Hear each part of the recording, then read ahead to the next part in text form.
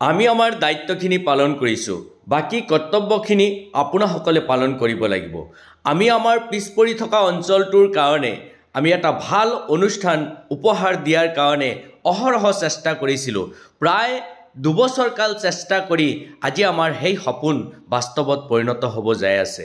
আপোনালোকে নিশ্চয় জানে, গ্ল'ৰিয়াছ ইংলিছ একাডেমী জনতাত ইংৰাজী মাধ্যমৰ পৰা আৰম্ভ কৰি ছাত্ৰ ছাত্ৰীসকলে ছায়েন্স আৰু আৰ্টছলৈকে ইয়াত অধ্যয়ন কৰাৰ এটা সুবিধা পাব। আৰু এই অনুষ্ঠানটোৰ আজি আমি শুভ উদ্বোধন কৰিছোঁ।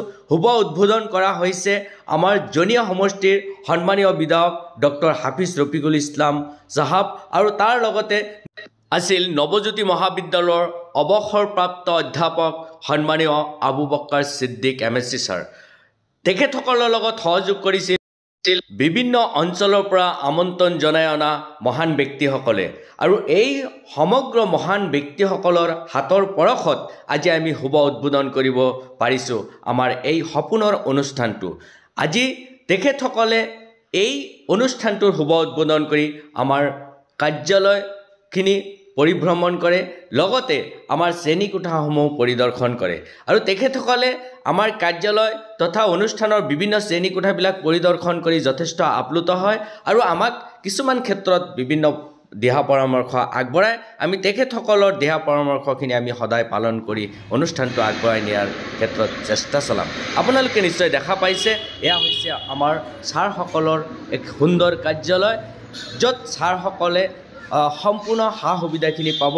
এয়া হৈছে আমাৰ শ্ৰেণীকোঠাবিলাক, আৰু য'ত ছাত্ৰ ছাত্ৰীবিলাকে সম্পূৰ্ণ সা সুবিধা পাব।